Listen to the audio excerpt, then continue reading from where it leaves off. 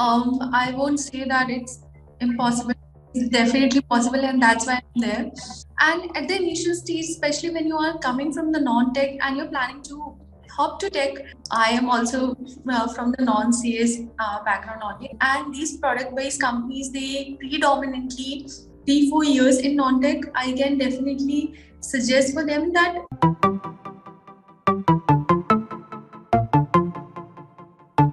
Hello, guys, and welcome back. And today I have an awesome person with me. Again, she will tell a lot about herself, but I have to just give a very simple introduction about her.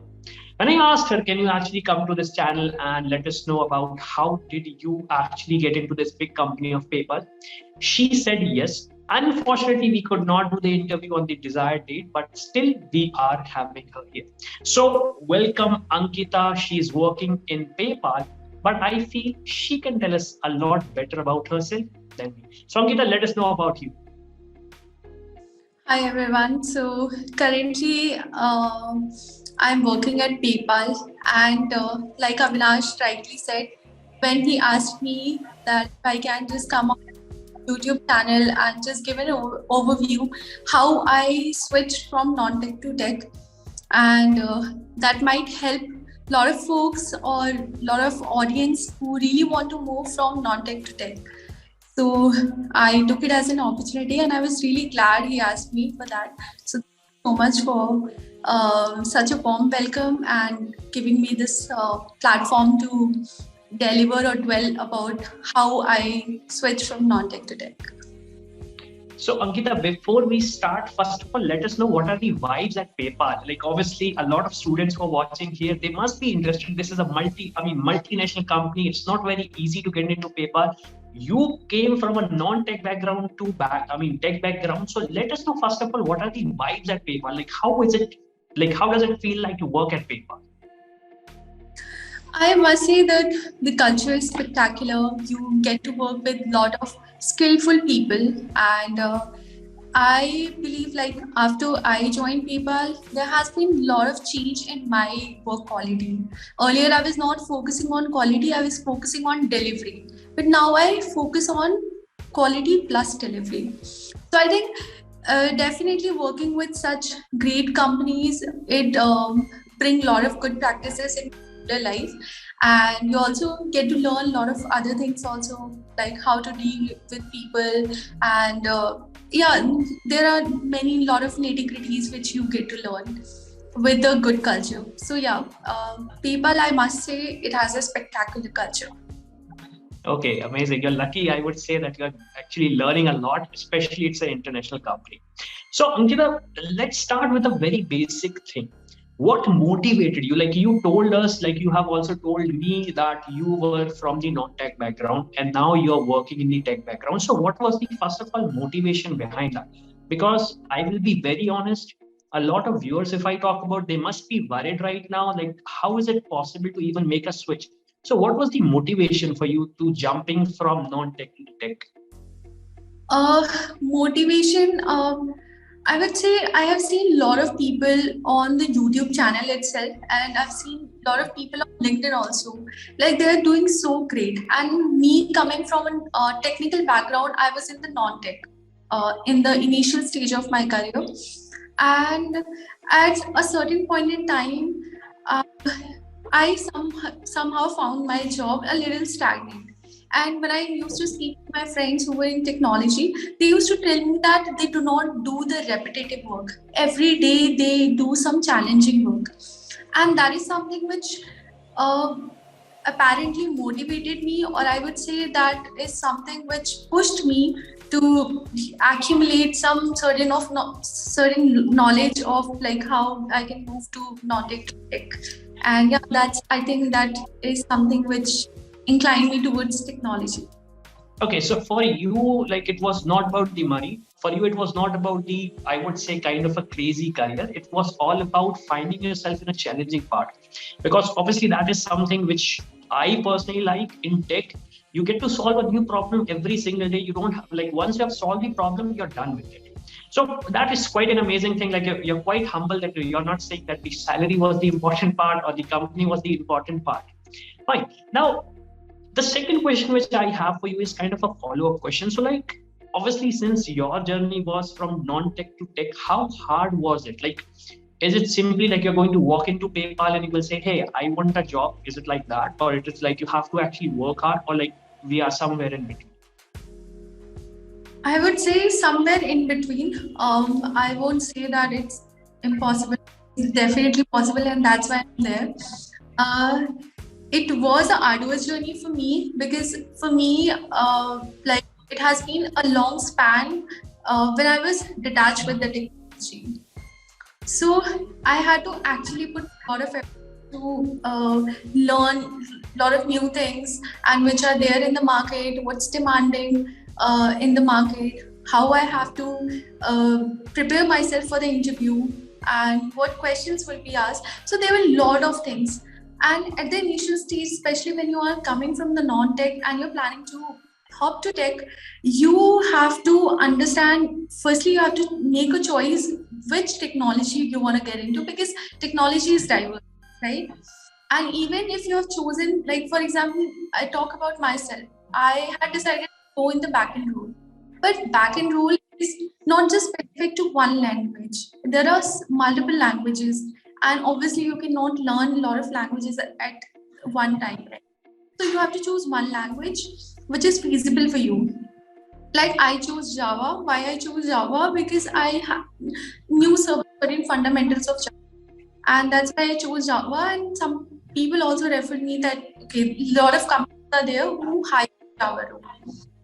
So you need to understand what is your caliber, what's your potential, and which language you are inclined towards, which language you can learn easily, and which role you want to go for. So yeah, it was definitely a arduous journey. Initially, I had to gather all these information, and then later on, while preparation, it was all self-study. And I also like during the office hours, like after office, I used to study and took help from some active employees who are into the technology. I had a lot of friends in technology, so I used to take their guidance. I used to spend my weekend also in studies, and I also worked on some live projects. And initially, my target was not at all MNC. My target was only startups. So I targeted those companies. I gave multiple interviews, and yeah, like it took a long span of time. There had been a lot of downs during the preparation, but you just have to keep your motivation, zeal high. If you have chosen the path, this path, you have to continue. There shouldn't be looking back. It should be like you have to maintain the consistency and keep working until you reach the goal. Okay, so ultimately, you would say that again, it's not very hard, and obviously, it's not impossible as well. So, like, it was gradually self-improving, self-understanding, and you took the approach of learning Java as a backend language. If I talk about, so one thing like which I really appreciate here is that obviously, if you are planning to go into anywhere, especially tech, if I would say, so instead of thinking I should learn AI, I should learn ML, I should go for cloud, I should go for backend, I should go for front end, decide one thing because that is one thing which you can do. Now, Ankita, you did mention that it took you some time. So, how much time did it take? Because what happens, let's say if I'm a professional right now, I have around 3 years of experience in the non-tech. Now, if I'm thinking of going to tech, obviously I have to learn a lot of things. Maybe I know a lot of things, but how much time did it take for you? And what could be the average time I should be thinking of if I'm thinking of making this gap? I took 7 months. Okay, And 7 months. yeah, 7 months I'm seeing including the interviews which I gave.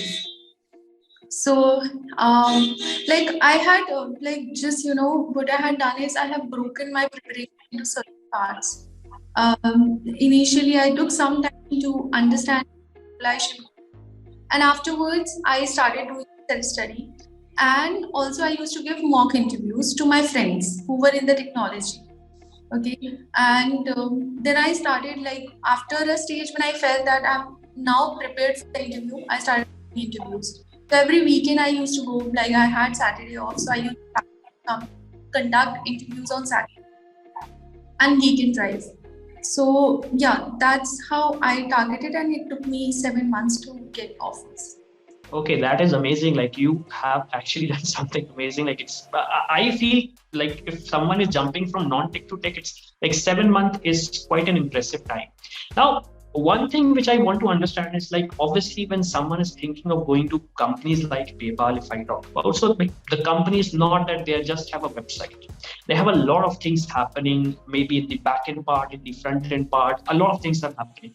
So how as an individual I can decide, okay, I should be jumping into this technology? Because like when you open YouTube, when you go to Google, you find out so many career options which are so lucrative. Okay, it feels like, okay, I can make this amount of money, I can make this amount of money going to cloud, going to DevOps, going to back end, front end, whatever that is. So what made you decide that, okay, this is something which you want to do? And did you have a backup plan? So like, let's say if this does not work out for me, I'll use this as a backup plan so that I don't gamble around.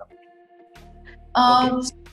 I had some knowledge of C++, and some people referred me that I should go for the Java language, and I knew certain basics of Java, fundamentals of Java language, and that's the reason I had chosen this language.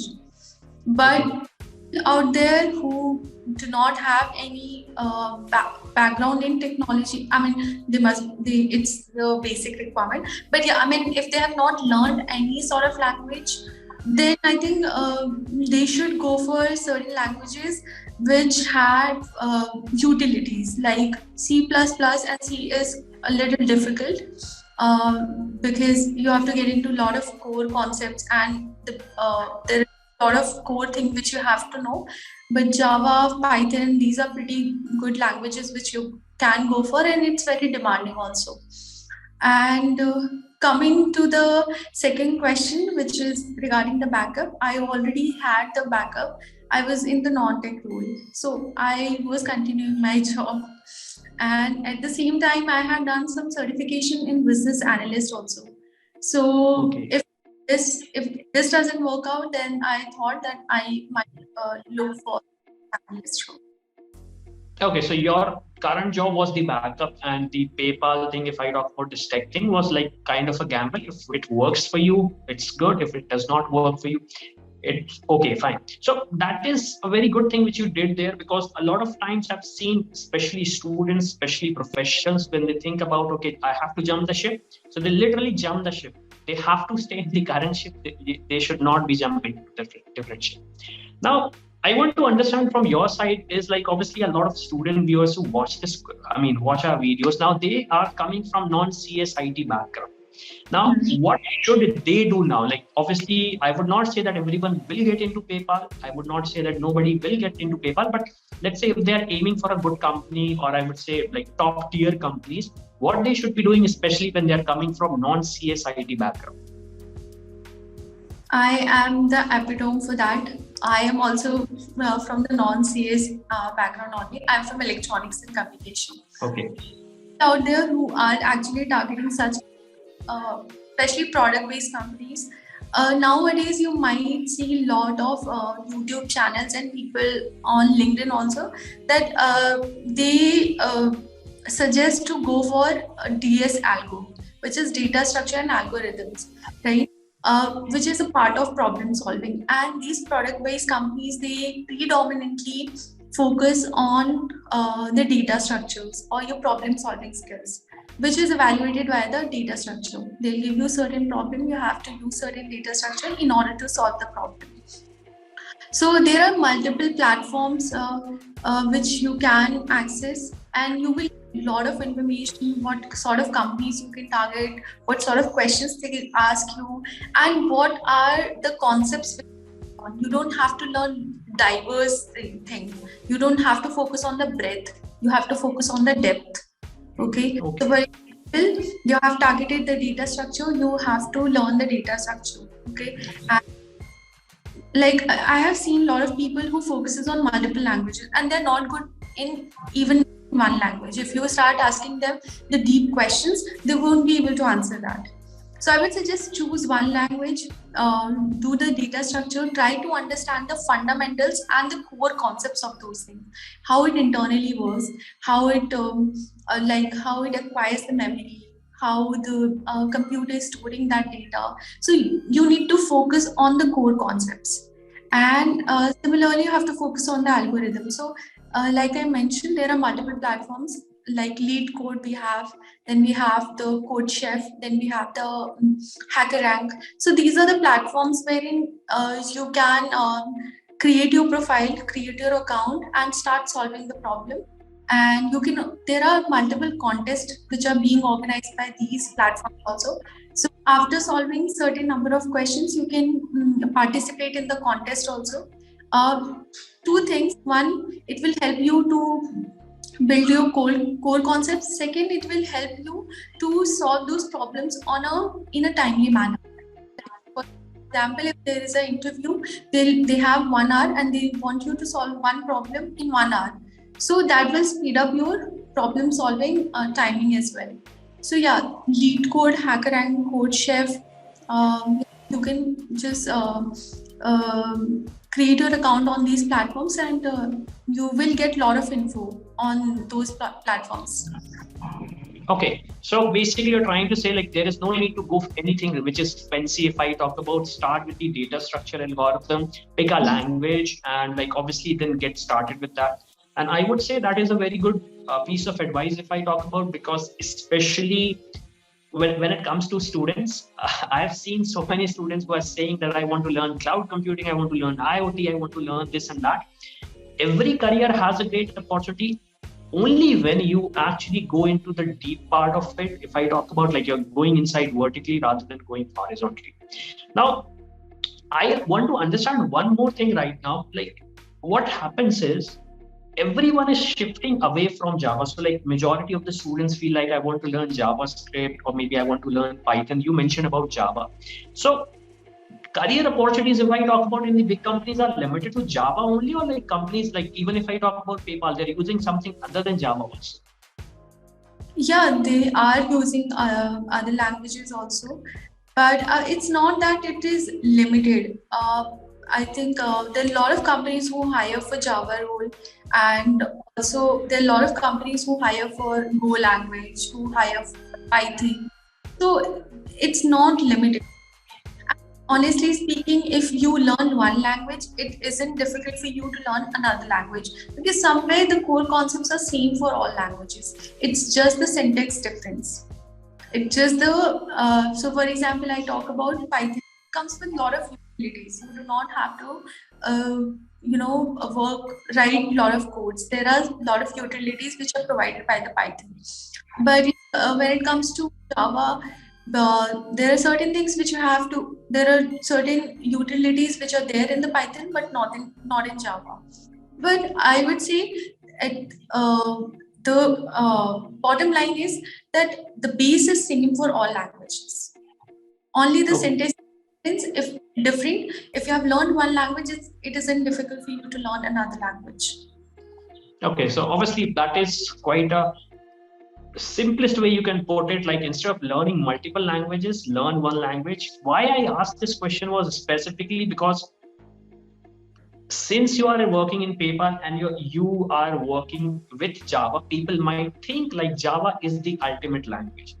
A lot of people I have talked to, they have worked with Python, they are working with Microsoft, someone is working at Google, they're using .NET if I talk about. So as an individual, please do not limit yourself with a specific language.